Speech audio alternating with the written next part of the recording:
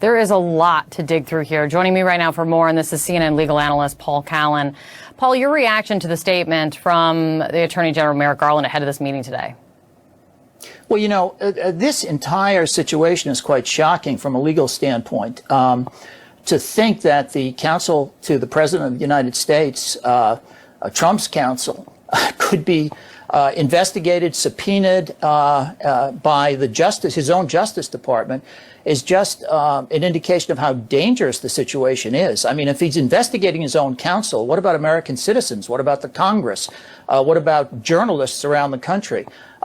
This is far more dangerous than even what we saw during the Nixon administration, where he, of course, had his enemies list and he was impeached. But he was never really charged with an abuse of the subpoena power to this extent.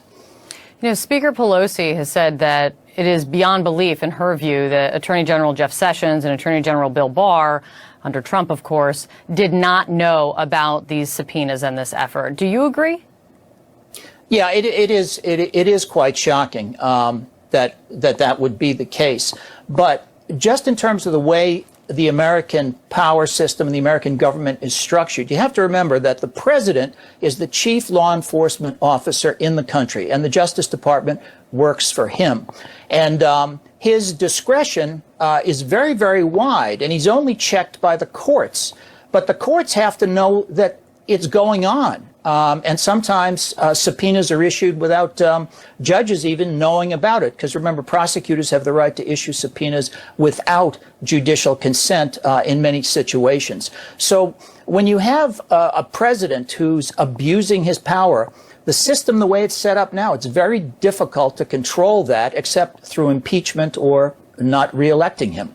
Well, and these secret courts are a category all of their own as well. I mean, and seemingly every day we are learning of new subpoenas, that this is getting broader and wider. And it's what's still not clear, and Paul was kind of speaking to this, is who really was being targeted, why they were being targeted. They were being targeted for a subpoena, but are they the target of an investigation? We know in Barbara Starr's circumstances, we know that she was not a target of an investigation.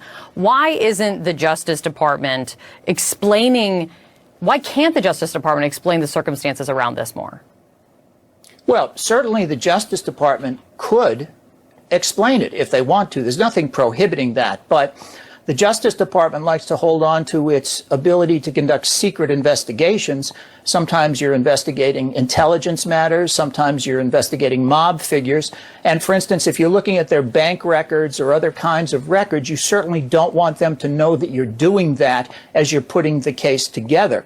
But of course, in the situation that we have here, where journalists like Barbara Starr and other people who kind of work for the public interest, we always hope, unlike mob figures, they're being treated pretty much the same way. And, you know, the CNN example is a great example. Counsel to CNN, David Vigilante, was issued a subpoena, and he was gagged. The subpoena said he couldn't even tell Barbara Starr or others at the network that the subpoena had been issued. And this went on for a long period of time. And by the way, the penalty for violating that gag order could be years in prison. It could be a felony violation. So this is an area where you can have tremendous abuse of power. And I would hope the Justice Department will be more open about what went on in this case and whether we need more controls in these kinds of investigations. Yeah, what the controls would be, what policy change could be happening. It might be necessary in the Justice Department after all of this comes to light. Paul, thank you.